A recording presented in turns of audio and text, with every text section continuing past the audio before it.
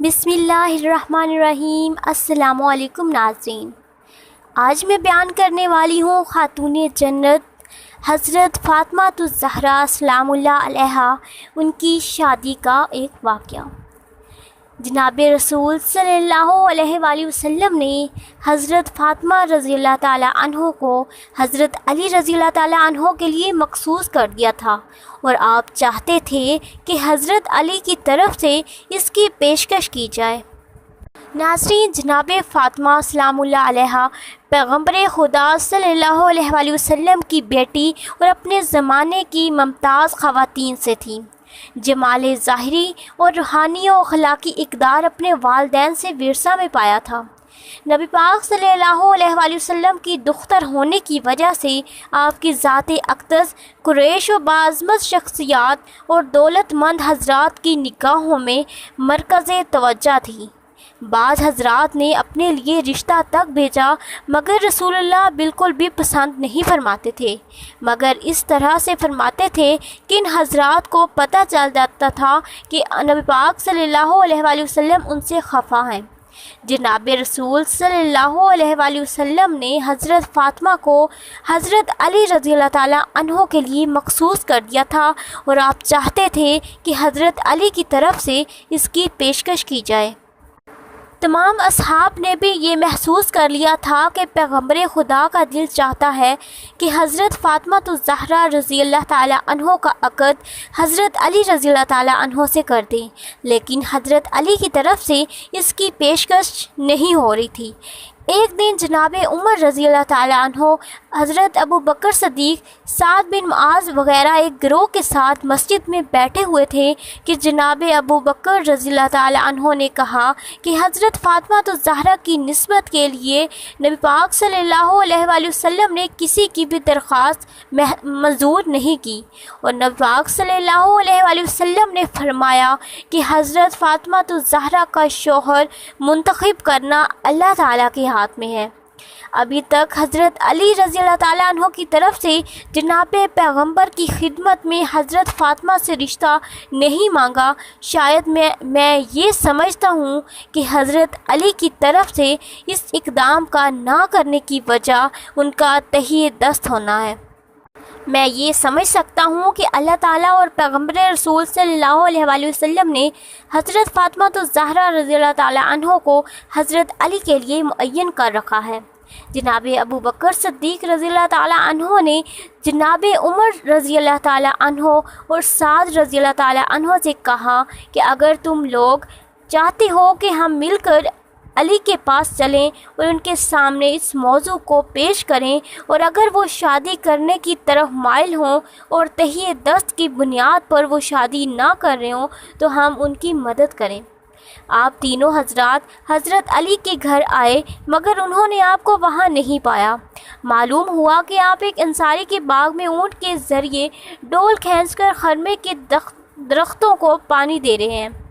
تینوں اصحاب حضرت علی کے پاس آئے، اور آپ نے فرمایا کہ کہاں سے آ رہے ہیں اور میرے پاس کس غرض سے آئے ہو؟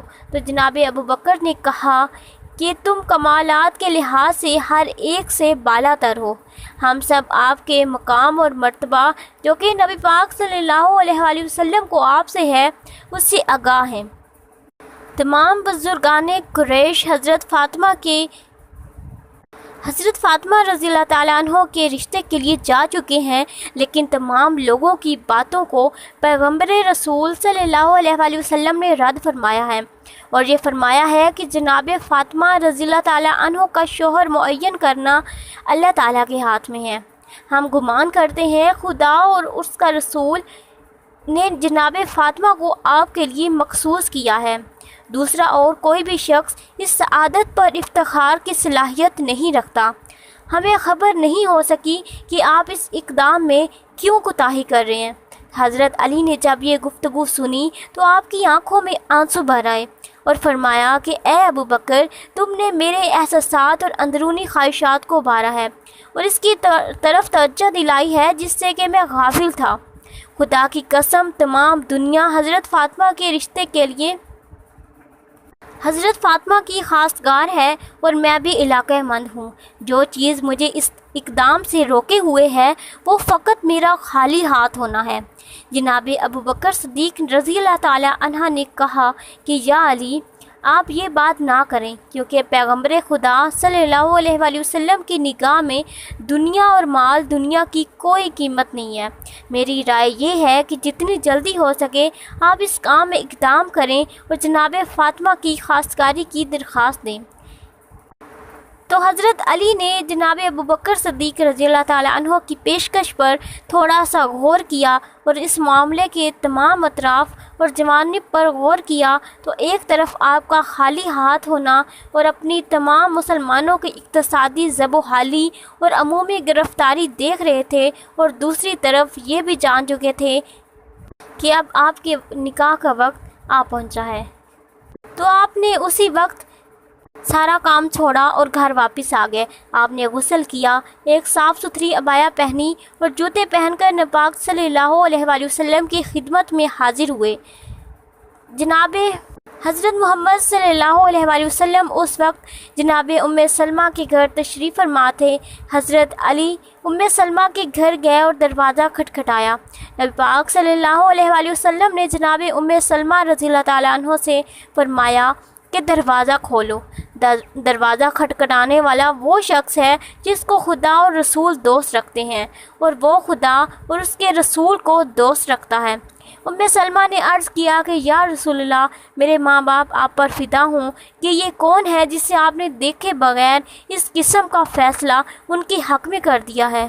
تو نبی پاک صلی اللہ علیہ وآلہ وسلم نے فرمایا کہ اے ام سلمہ، چپ رہو، یہ ایک بہادر اور شجاع انسان ہے جو میرا چچا زاد بھائی ہے اور سب لوگوں سے زیادہ میرے نزدیک اور محبوب ہے۔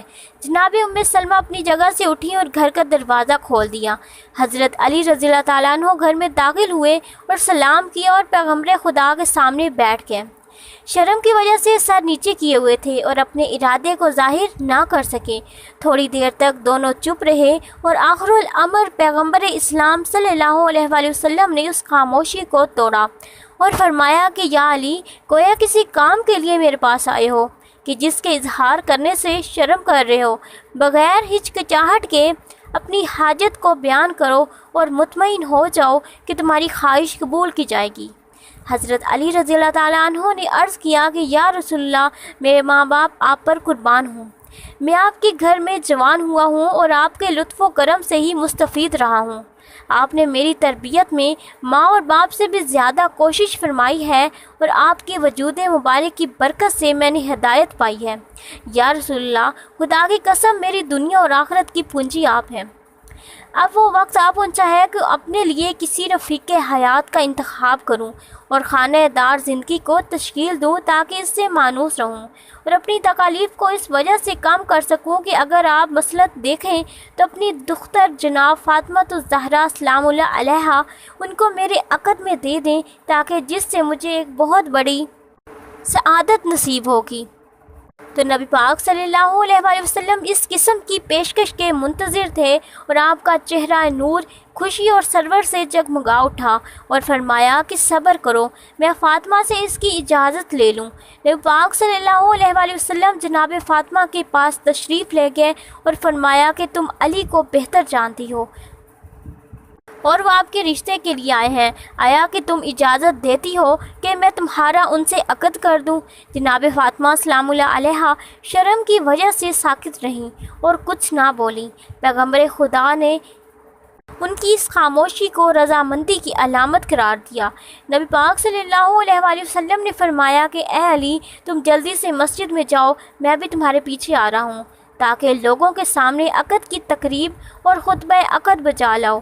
نبی پاک صلی اللہ علیہ وآلہ وسلم مسجد میں تشریف لائے اور خدا کی حمد و ثنا کے بعد فرمایا کہ اے لوگو، آگاہ رہو کہ جبرائیل علیہ السلام مجھ پر نازل ہوئے ہیں اور خداوند کریم کی طرف سے پیغام لائے ہیں کہ حضرت علی رضی اللہ تعالیٰ عنہ اور حضرت فاطمہ سلام اللہ علیہا کی ازدواج کی مراسم عالم بالا میں فرشتوں کے حضور منعقد کیے جا چکے ہیں اور حکم دیا ہے کہ زمین پر بھی یہ مراسم انجام دیے جائیں۔